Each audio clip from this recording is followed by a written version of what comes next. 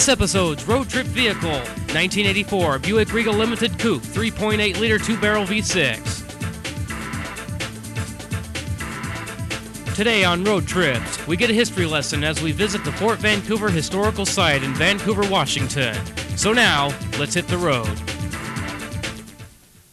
Hello everyone, and welcome to this episode of Road Trips. I'm Todd Hilton. I'm Dan Bradley. And today we're going to be taking you to the Vancouver Fort thing. Vancouver Fort thing. Fort Vancouver National Historic Monument. Landmark, whatever you'd like to call it. We're starting here at the intersection of Highway 30 and Harborton Road? Harborton Drive. Northwest Harborton Drive, to be exact. It gets it's pretty desperate when we can't even find a good place to do an intro. So we're sitting in the car, which actually this is the first time we've done this so far in this season. We've actually done the intro sitting in the car. We used to do it all the time in the first season. Yeah, I used to. Let's go to our map right now. Let's give you an idea where we're at right here. We're not too far away from Linton. We're actually between Burlington and Linton. See here on the map. Linton's really not too far from Portland. Right. Even though it looks like it on the map. Yeah. And so to get there, or to get to our destination, we're going to be going to, going across St. John's Bridge, and basically that'll dump us out on Marine Drive, I believe. The nasty part of town. The nasty part of town.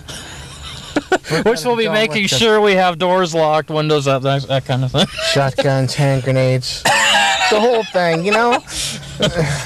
Locked and loaded, in other words. Why? Okay. Why, Sonny? Why?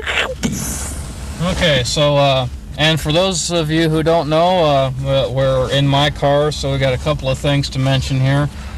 Please ignore the crack at the bottom of the stream. Is that some kind of crack? Wait a minute. Is that supposed to be some kind of crack? Oh. And any excessive lights on the dash, please ignore, because we do not need the service the engine light here. Don't worry, folks. That light never goes out. I've been driving this car for over 2 years, so so it's nothing to worry about. Yeah, let's run.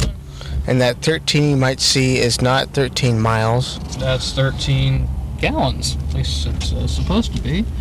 Okay. And no, we're not going 1 mile an hour. We're going 7, 10, 12, 14, 19. We're cruising now. We're cruising at approximately 35 miles an hour. Oh, incidentally, on our way down, we've been seeing a lot of police officers. Yeah. I guess that's what happens when you get towards the end of the month, and a little tip from us: obey the speed limit. Oh, actually, it's not so much that; it's the little stuff. Make sure all your light bulbs are in place and working.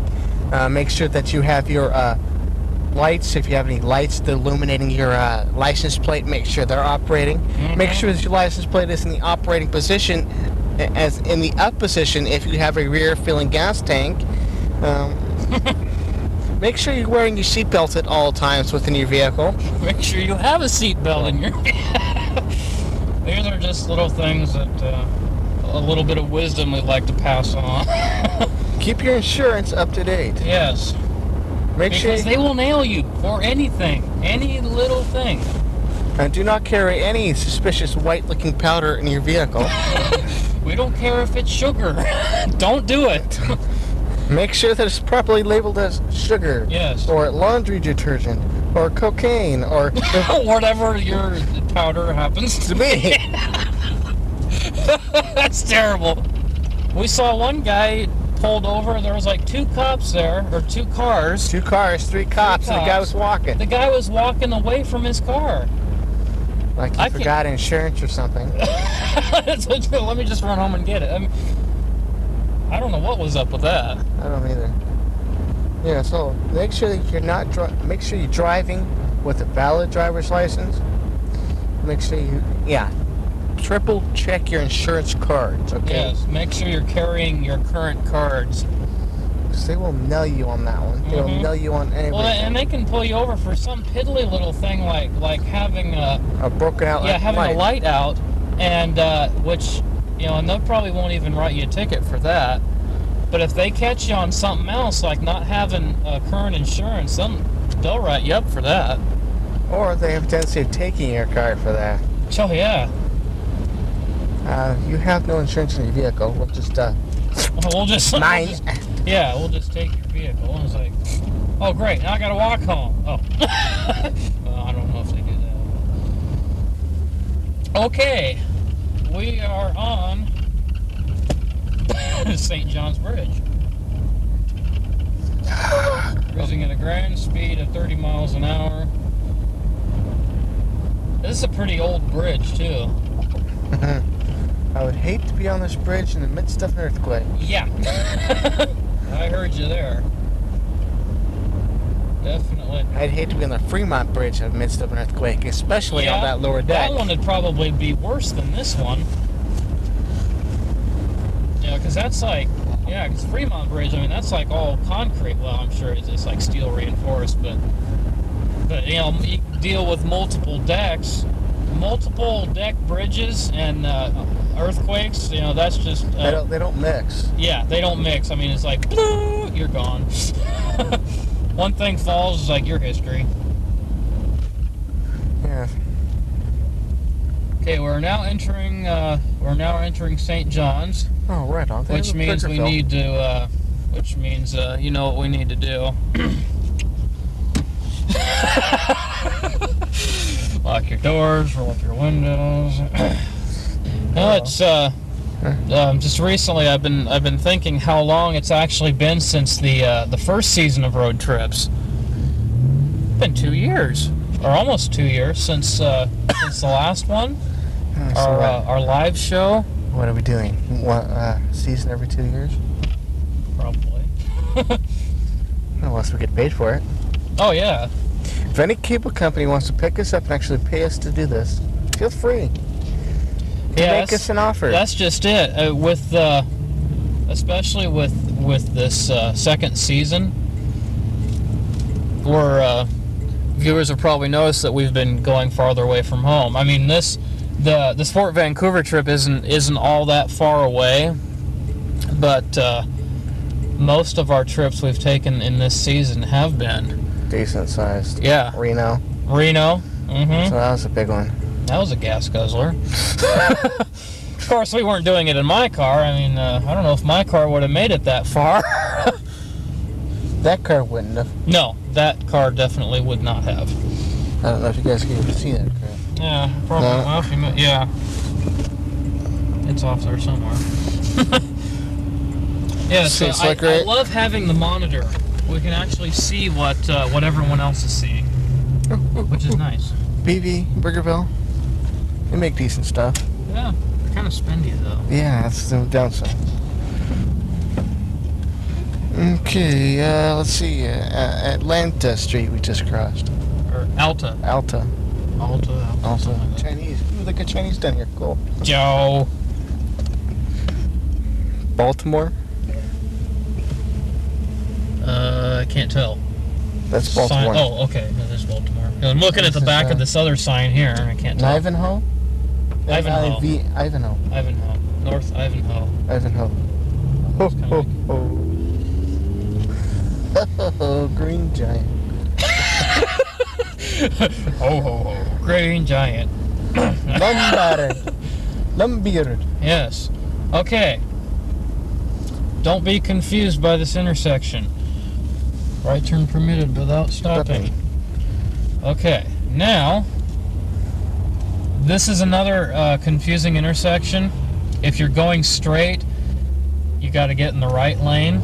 The left lane's the turn lane, which is kind of strange because this lane goes. Yeah, it kind of jogs off to the left. So you got to be paying attention to make it through the intersection. Another piece of advice: do not bring a knife to a gunfight. How very appropriate considering the area of town we're in. We did lock the doors, didn't we? Yes. Okay, this is good. Another appropriate piece of advice: bring a gun to a knife fight. On the same note, it is a good idea to bring a gun to a knife fight. You're probably going to win. Probably. Squeeze me? Well, because then, I mean, yeah, you pull it out, be, why? It's just so much quicker. No, they got Woody's. Woody's drive-in. Too easy. Way too easy. Okay, now, there's an intersection coming up here. We're going to have to take a Louis, and sometimes I mess this up.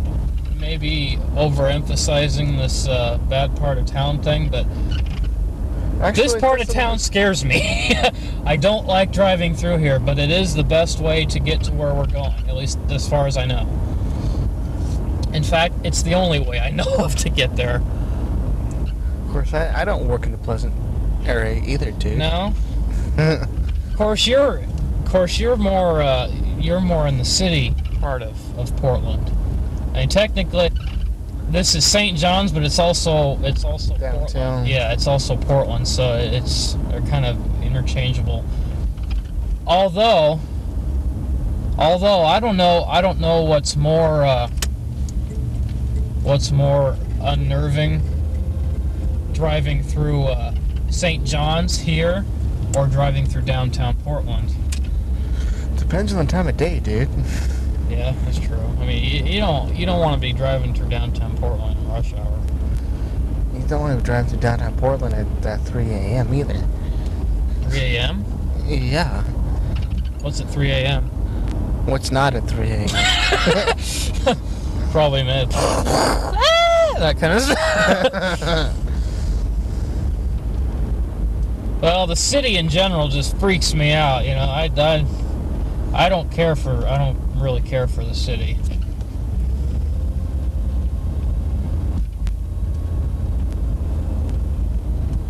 Okay. Get more into the industrial part of life. Yeah. We're not talking methamphetamines either, peoples. Industrial strength city. Oh. Sure, if you like There's a car lot down here I want to check out sometime. I think you know the one I'm talking about. I don't know if it's a used car lot or if it's like an impound yard or what. It's probably a junkyard. I don't know. But I think I remember seeing like prices on the cars.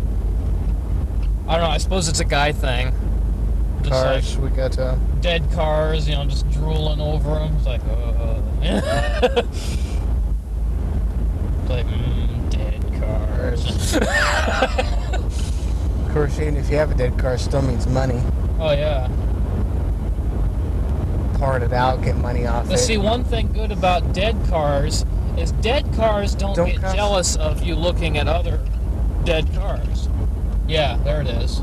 There's a lot I'm thinking of. Looks like a public auto auction. Auction, not action. Yeah. Auction. Public auction. So it's not a junkyard. Although I imagine there's probably junk cars. Cars that are junk, but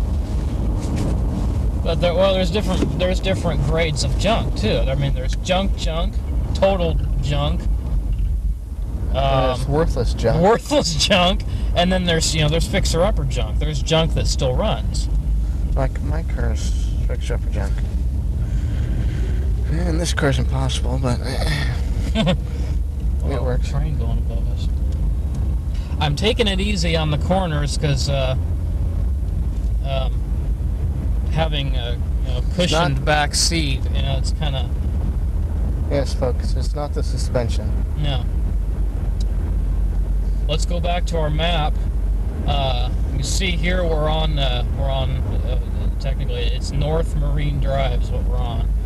We're going to be approaching. Bridge that will take us across to Washington. At least if I've got my directions right. You've been studying them all day, dude. I know. And somehow I just can't help to think that I'm going the wrong way. That plane looks like it's almost hovering there. What does? That plane almost looks like it's hovering. You know, it's moving, but it almost looks hovering. That one right there. It's right there. Oh yeah, no doubt. Almost looks like it's hovering there. I wish I knew what lane I needed to be in. Probably left. Lane, yeah. Okay, this is what you signal. Oh, this should be fun. Oh, here we get to find out. Yeah, we're passing the Expo Center right now. It's on the right. On our, yeah, to our right. Okay, let's see. There's I-5 North, which is in the left lane. Sorry, left lanes. MLK Junior Boulevard, like Marine Drive, and South I-5. MLK, is that supposed to be Martin Luther King? Yeah, that's a Martin Luther King one, that really messed up loop we got lost in downtown Portland that one trip. Yeah. What's this? See, this is what we're talking about, people. Be very, very careful. These guys are picky. Mm-hmm. And this guy probably got pulled over for something stupid, too. Piddly stuff. You want to hold on to the camera?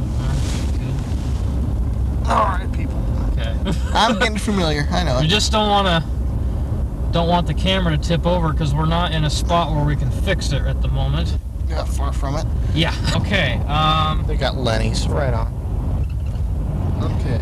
Okay, we're just Jensen Beach area. So yeah, we're in Jensen Beach. Hey, there's the DoubleTree Hotel. That's where we had the CarQuest Christmas party last year. Oop, tunnel. Not. Whoa.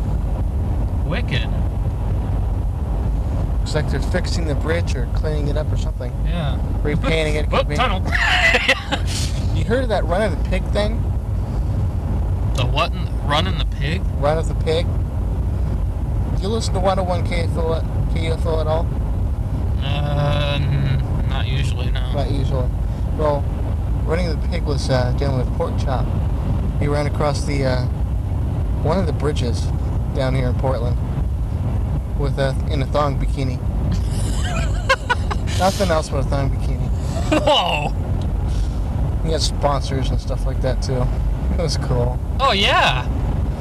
Would you do that for free? I don't think so. I don't even know if I'd do that if I got paid. Well, all the proceeds went to some sort of cancer society or something like that. Oh well, that's cool. That's different then. But yeah, I mean, Washington Mutual. It wasn't like he did it, you know.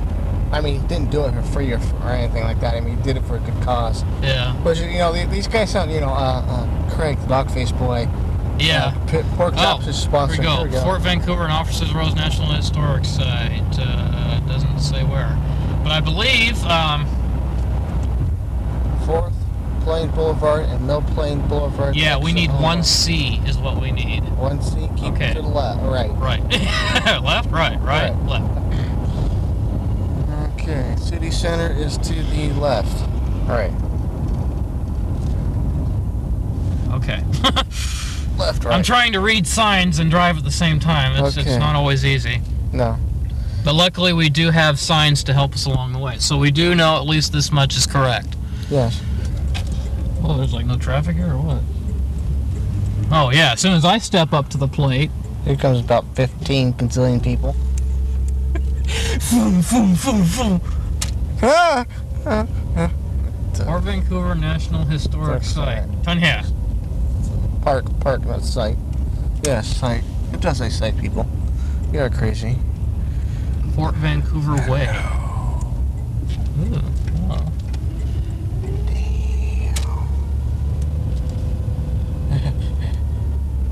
You know, it's been a long time since I've been here.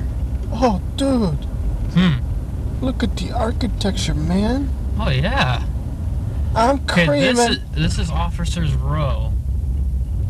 Oh, that's the State Patrol office right there, man. Okay, to the right only. One way. Oh, wait a second. Aviation Museum. U.S. Army Vancouver Barracks. Ooh. Oh, here we go. Okay, Fort Vancouver National Historic Site, 200 feet.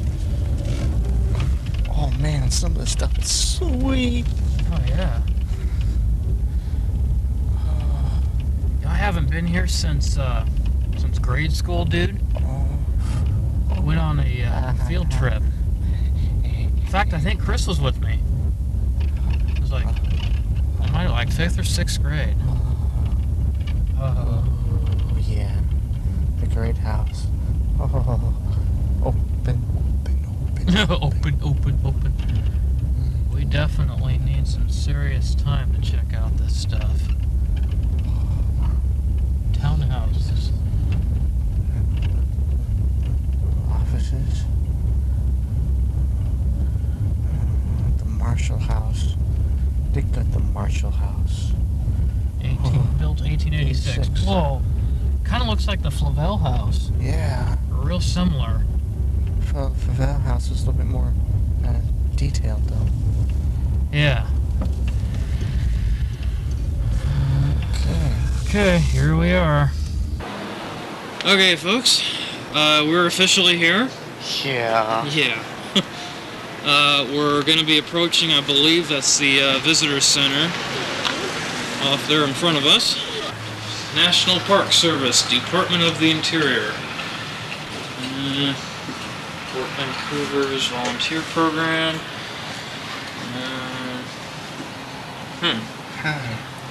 This looks like stuff from actually inside the fort. Yeah. Food, beverages, pets, and... okay. Okay, Jonathan, he said that's it. Oh, okay. Buttons. He's got a button. Below you on a broad plain which slopes down to the Columbia River stood Fort Vancouver. Today the site is marked by the partially reconstructed Going back when we got a little more time.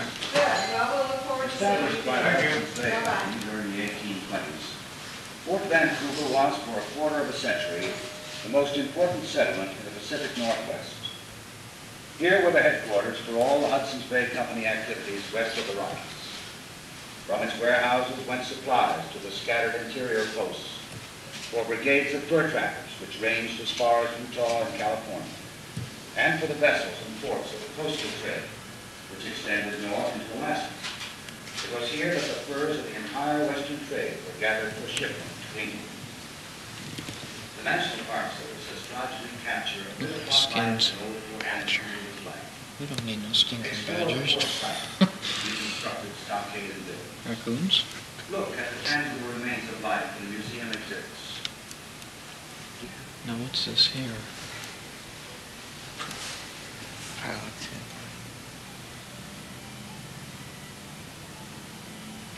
I was gonna say, I wonder if that's the,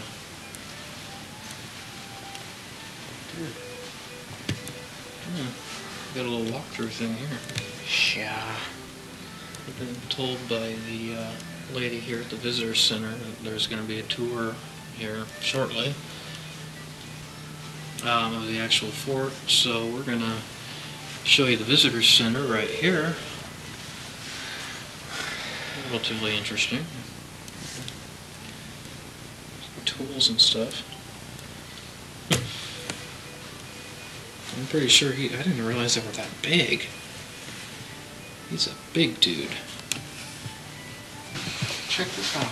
Whoa. That's cool. It kind of reminds me of that, actually this whole deal here reminds me of Fort Clatsop when we were up there. And this little model here. Check that out. We even got a dog in the background. Yeah, I actually think that's a dog. This dude's holding bucks. This dude's got a pipe. All the dudes got pipes, dude. They do? He's got a cane. What? Steel traps. It's supposed to be underwater, I take it? Yeah, take it. Probably try to trap the beavers. These are pretty cool looking. Yeah. Like hand drawn, looks like. Skins in the field. Bivers. Beaver pelts scraped with a large knife or axe to remove flesh and fat. Stretching the pelts on willow hoops allowed them to cure properly before they were marketed or marked, folded, and pressed.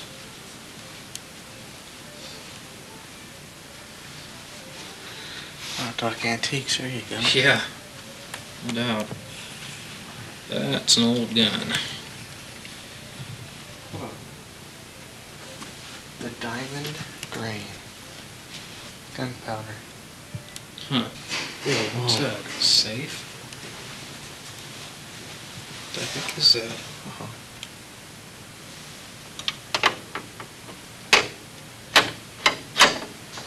That's cool. I think that's what that is. Yeah, looks like Real safe. nice and solid. Yeah. Oh. Dude.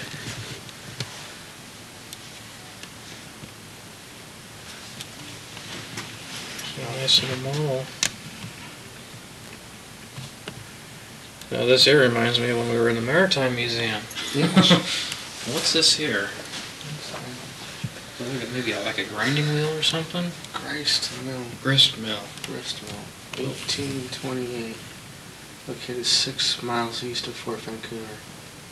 This millstone was from the original mill. Individual blocks were cut in England and shipped to Fort Vancouver, where they were cemented together with coral mortar from Hawaii. Hmm. So that's an original deal there. It's smooth. It's used for grinding. It's all smooth then. Dude.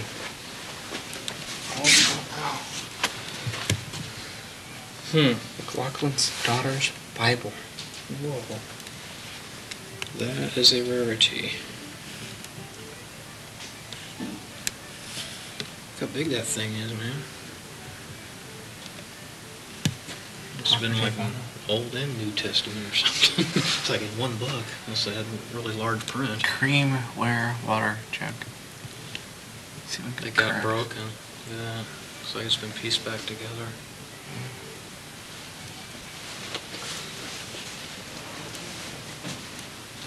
Oh, look at this one. Oh yeah.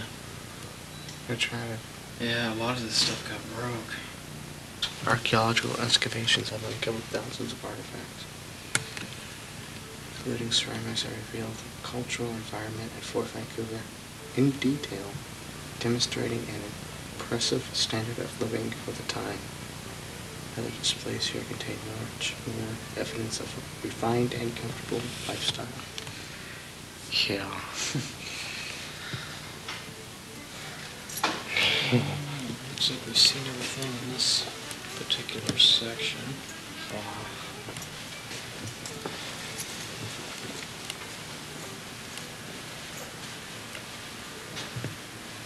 Has anybody ever opened that Bible in there and checked it out? Look to see how the condition of the pages, that type of thing? Well, I'm sure they did when they originally had it, but I don't know that they keep doing it. What do you mean now? Yeah, recently. No, I don't know. I honestly don't know the answer to that. We do have a curator here, and I'm sure that he's on top of it. I don't really know. Good question. We were just looking at that, and it's Looks real old. yeah, it's also very large. I'm wondering if Well, it is Seems- old. I mean, it was from, I don't know exact date, because was there a date there? Nah, it didn't say a date. no, I was just it kinda just said curious. McLaughlin's daughter's Bible. Is it, I haven't been in there in a while. Does it have writing in it with dates or anything? The book's not The open. book's in the case. Or book's closed? Yeah. It's in the Oh, case. That's why I'm yeah. asking, you know, kind of curious of dates, that type of thing. Well, let me find out, because the ranger's here. Dude. It's John McLoughlin. Looks like an old man. Oh, they got. There are more books there? Yeah, because that there is John McLoughlin. Yeah, I from what I recognize that. understand, this here, I think was called the Straits of Magellan here, I think. It's one of those history things I can't remember, yeah. It might be. This one from here down. I think it was called the Straits of Magellan. I think that's what this house is Sea called. routes of the fur trade, 1785 to 1860. Here's the phone number of a fella who would know, and if you want to, you can talk to him on the phone, if you can get him, or leave a number for him to call you back when you're going to be at a number he could reach you. Okay. And but otherwise, if you wanted to talk to him, then you have to come in and you have to make an appointment with him, you see. But I think, maybe you could handle it over the phone. That's a very good question, and neither one of us knew the answer. Well, I'm not that well versed, but I imagine there's only a handful of people who've actually seen the... probably. Well, he's seen the the one book, who really Hilton. does all these things, and I asked He's her. the curator? Yeah. Okay. Yeah, because I'm real curious. Well, Asked that's about now. that So time. you have the number, and like I say, I don't know what days he'll be around or whatnot, but you could always leave a message, and I'm sure he would call back. Okay.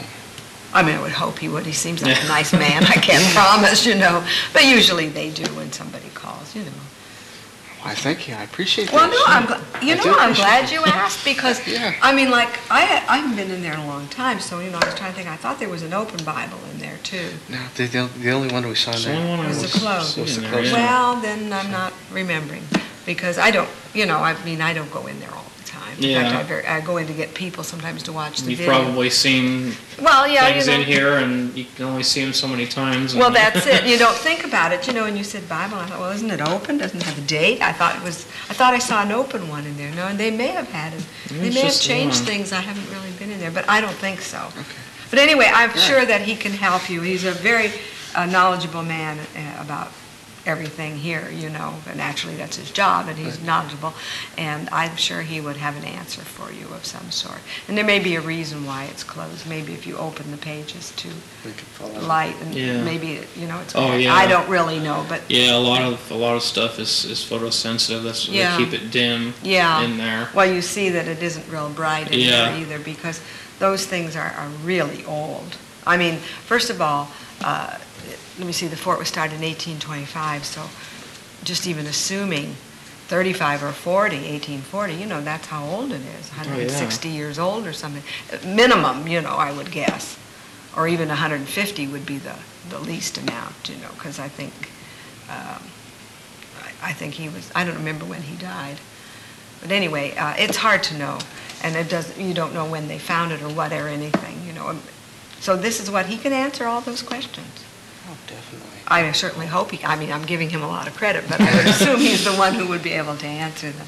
He certainly, that's his job, so he should know. Appreciate that. Yeah, well, hey, that's what we're here for. We want you to be happy.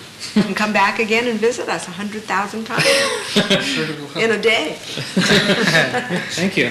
Anyway, I'm going to go look at it myself. Just have to see Oh, okay. that. Okay. Well, we just got out of the visitor center.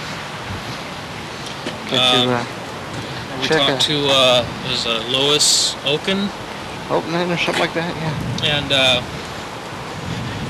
Very informative. yeah, She got found us out a just lot of name stuff. and number for David Hansen. He's the curator for the whole fort. If he's the only guy, I got the impression that he is the guy. He is the guy. He's the main man. Dude. Yeah, it's great. It's like the same thing that happened at Fort Clatsop. You ask one little, and you did it again. You ask one little question, and boom. The person's like a fountain, and a lot of them are real friendly like that, and they like to answer questions when they can. Definitely. It's people like that, you can tell they really like what they do. Well, and Lois back there, she was a volunteer. I think that one guy was too at Fort Clatsop. Okay, we're in front of a big anchor here. This 2-ton anchor was dredged from the sandy bottom of the Columbia River by the crew of the U.S. Army Corps of Engineers tug Polemus on April 12, 1960. It was found 259 feet off the Washington shore near the site of the Hudson's Bay Company wharves, which were located about a quarter of a mile above the interstate bridges near the present site of the U.S. Coast Guard station. The anchor is a variation of the Rogers patent small palm anchor, as was manufactured in England from 1815 to about 1850. For its For its unusually small flukes or palms, the anchor is large in size. The chain is of the wrought iron stud type used by the British Navy beginning in 1808. Note the open position of the deck clevis or shackle, which indicates how both the anchor and all of the chain were lost. But just one of the several outside features here at the fort site. So we may walk around a little bit more, and then we're gonna head down to the fort and take our tour. So with that, we'll be right back. Now this is where we've got to pay your fare. Pay your fare. I think it's like $2 if I remember right. So we're gonna have to do that first, and then we gotta meet tour guide. So we're gonna take another little short break, and we'll be right back. They've got a garden that runs the length of the field right here in front of the entrance. I saw a sign there in front of it that said like circa 18 something, 1840 something, I think it said.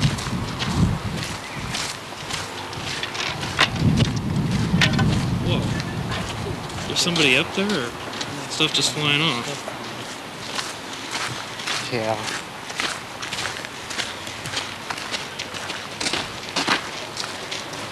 Okay, I believe this is it. I think so.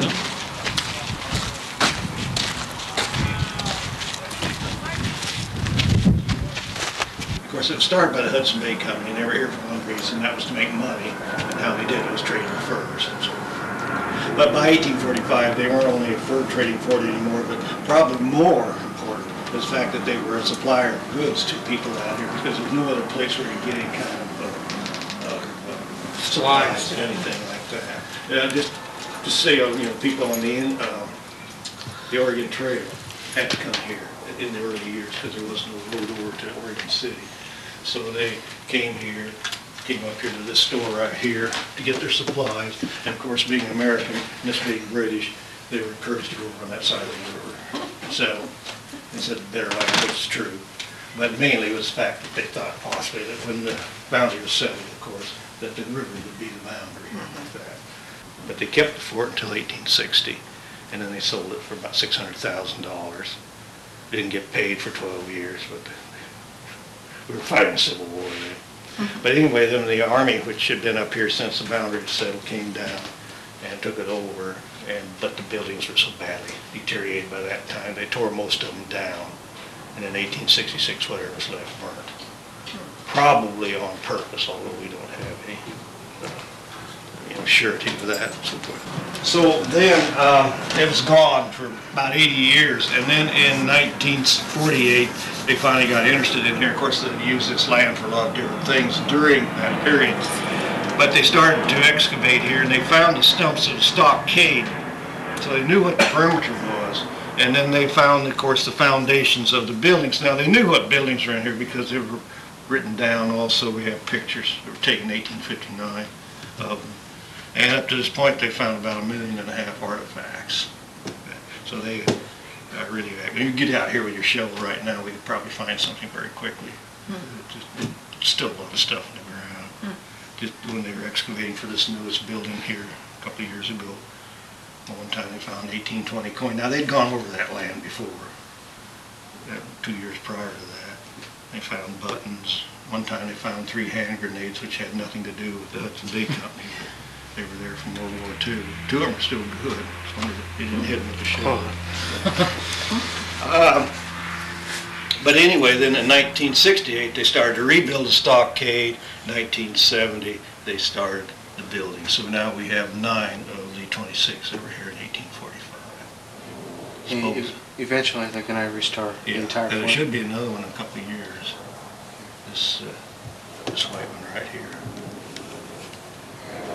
And so, yeah, I tell the fourth graders I just had here, time to get my age, it should be pretty well all built in here, but that's a long time from now. But they are doing it pretty rapidly here lately. But it takes them a lot of delving into it and studying, because they have to find out, they know where it's at, they know what it looked like on the outside, but what it was inside, they're not sure, and they don't just throw things together. This is our newest building. This has been open since a year ago in May. It's a carpenter shop. It's always open, so we got time. Go right there. Yeah, the homes now, the big ones up here, there's several of them. Like the Howard House you can go into, which is connected with the fort here. And then the Grant House and a couple of others. I think there's a restaurant going, if I'm not mistaken, or has been. Then the bastion down here, the tower, that was built late, 1845. The only reason why they built that is because these Americans get the tar over on that side of the river. They can come over and keep over. And then the big white building over here, which again is open, the one against the stockade, is the bake house. And what they baked in there mainly was they shipped sea biscuits, ships biscuits. About 15, 1600 loaves a day. They were feeding their workers with it. Also, they were selling water. Of course, it's just flour and water. It lasts forever.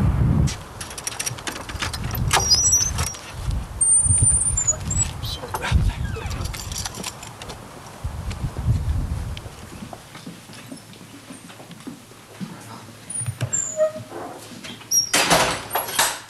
What you see in here today are 1,000 furs hanging up around the floor here. But that's kind of a drop in the bucket, really, because in 1843, which is towards the end of their time here, they took over 61,000 furs out here just that 1 year. This was late, not what they had earlier. And also, I'm sure you would put your hand over your This is nose. how they would ship them back? Yeah.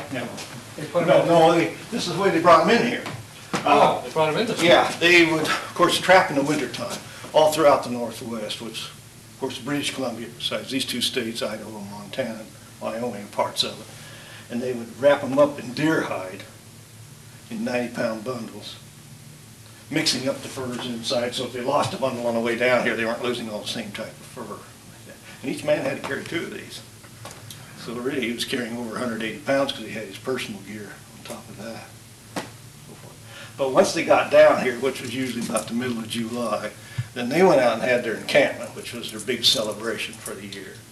And then the men in here started working, and they'd open up these bundles, and they'd say, okay, build bundle number 4 from a certain fort here initial, and they would list these ladies here, each fur as it came out.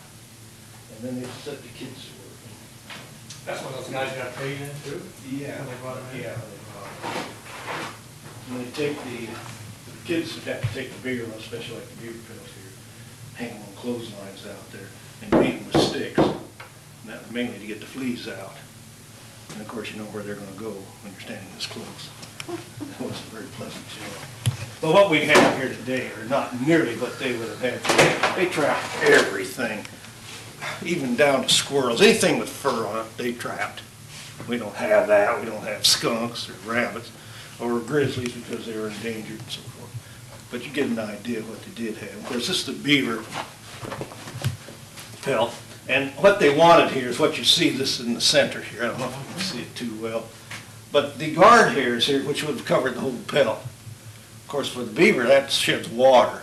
But underneath, of course, is what kept him warm. And as I say, this is what they wanted. So again, they would set the kids to working either here or in England, pulling these guard hairs out by hand. And they would stuff mattresses with that. Then they shaved this off, and through several processes made a felt, and that's what they would decorate their hats with, the top hats. This is barbed, it holds together very well, but of course we can't see it or feel it. And then this backside here they would boil up and make glue out of. Pass that around.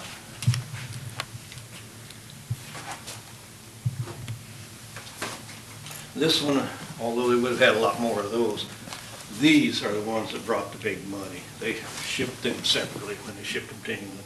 This is a marten, which like a mink and so forth. These went to the rich.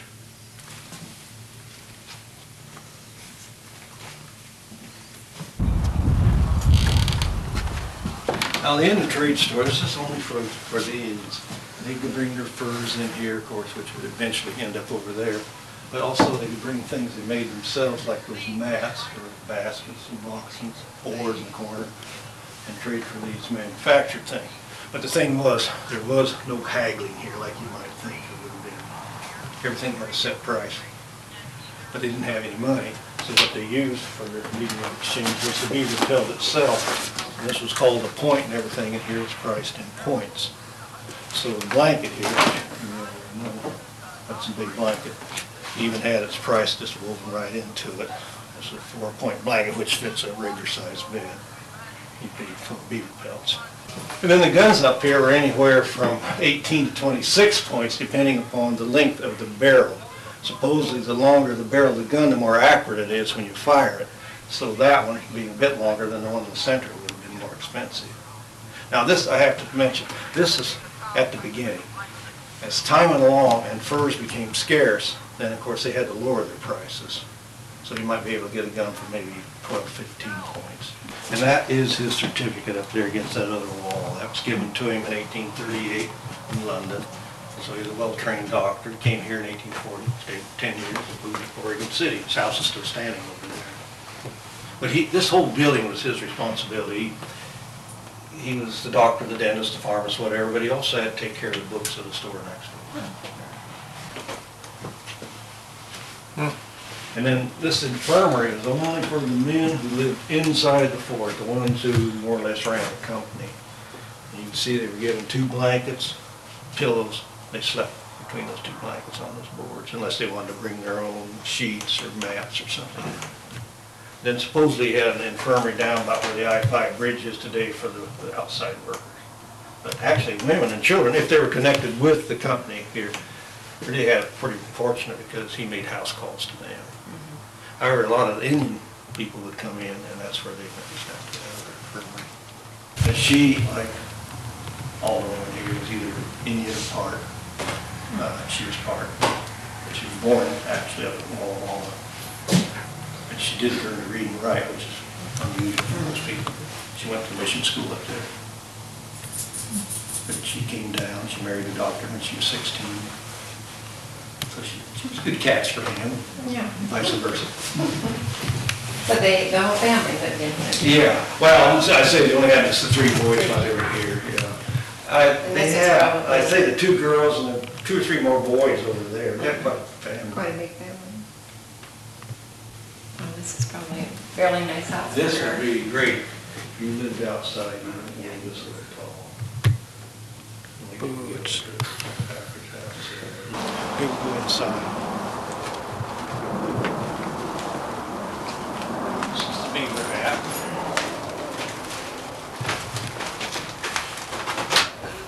You can see the felt there, which they made from fur. Like that. Sometimes those hats were taller. Sometimes, the frames were bent. But it was in style for at least 100 years. I think the reason why it went out is because they ran out of beaver. But they started using silk. And this is a boiled wool coat, which once they weave the cloth, then they boil it and it shrinks, so it becomes pretty much weatherproof. Kind of like a navy pea coat. Heavy. Yeah. Wear that and those shoes all at the same time. Wow. And then haul your supplies with that. Yeah, you're pooped out. Yeah. And then this room here, as you can see, is a bedroom for 2 of the girls. Here are the 2-point blankets there. And then this room over here is Dr. McLaughlin's study, or we'd say office. This is where the big decisions, I suppose, were made and so forth like that. The furniture in this building, by and large, is of their time. It just didn't belong to them. But it is back 150 or more years.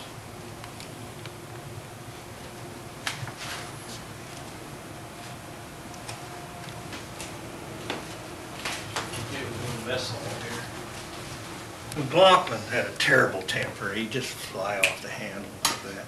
She would talk to him real quietly, get him calmed down. And it's the only person in the world who could do it. That makes sense. The furniture is old, it is of their time, it didn't belong to them except when that kept it back. Now, all the cooking would have been done here at the hearth. In fact, this is where the old hearth stood, except it's now about 4 feet. But most of their cooking was either boiling or roasting. So they would boil stuff here in the cauldrons. And of course, this could come in and out. And then there'd be some kid sitting here turning a big chunk of meat on a spit here. Like that. And then the utensils would have been generally made in the blacksmith shop. I think most of these were. They said it took 2 years for an order to get to England and back, so you can't wait around for a spoon that long, so you cook it there. And then the oven here works by putting the fire inside the oven, letting that burn maybe 2.5, 3 hours. Meantime, he's mixing up his bread dough. And then when he cleans that out, and then he'll take the scuffle rag, dips it in the water, and splashes that in there. Of course, that turns to steam, and that takes the fine ash up the chimney. And he usually turns off the damper here. And I notice when they're baking in here, they don't bake right immediately because it's probably too hot.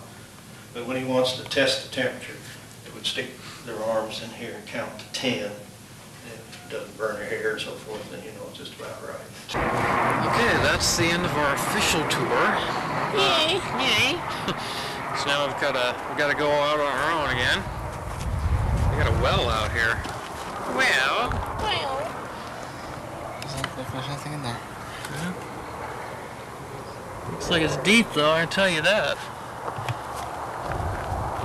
This here is the bake shop, bakery, whatever you'd like to call it. Got a whole bunch of wood out here.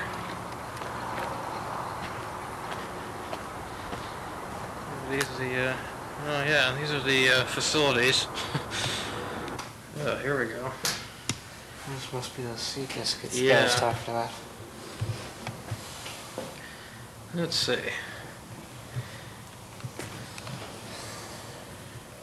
Sea biscuit is a cracker containing only flour and water, making a highly durable sea biscuits. Those ovens are huge, dude. Yeah, just a little bit. Check that out. How far back that goes in there. Somebody in one of those. Oh yeah. Yeah, you could actually crawl in the thing and underneath too. Yeah. I got 2 of those. You can tell that they obviously do use them. Oh, I mean, for demonstrations and things. They make those. Those little burnt cracker cookies things, sea biscuits, and I'm sure they taste just wonderful. Okay, here we are in one of the other buildings here we didn't get to see on the tour. I believe this is a woodworking shop here. You can see all kinds of deals here. Those look like the starts of anchors. That one there, and that one sitting there in the vise. All sorts of tools, although I'm not sure those saws there are period pieces. Yeah, all sorts of little tiny wooden blocks and scraps of other pieces of wood there. Our tour guide was saying this was one of the more recent buildings that they've constructed, or I should say reconstructed. And right about now, I'm going to take a last look here at the bastion there in the corner of the fort and show you what that looks like. I'm going up.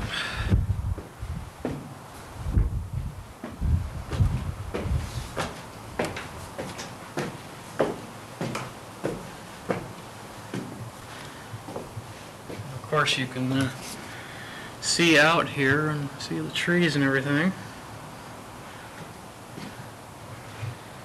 Oh, I'm only halfway up. Going up. I guess they got, yeah, they got cannons up here.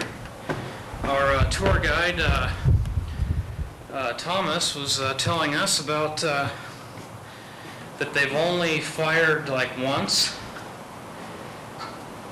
or something like that. They usually only fired the cannons like to welcome ships, I think he said. Well, that's gonna about do it. I'll give you one last look here. one last look inside the fort, or of the fort. They pan across there. Yeah, they've only reconstructed a small number of the buildings here at the fort. So I get downstairs here. We're gonna wrap this thing up and head home. Okay, folks, that's gonna do it for this episode. We hope you enjoyed your tour of Fort Vancouver. We're standing out here in front of one of the houses on Officers Row here, which is right across from Fort Vancouver. And it's a very nice strip of houses, and I think there's a few of them you might even be able to tour. So that's going to do it for this episode. Plane. What plane? Look out!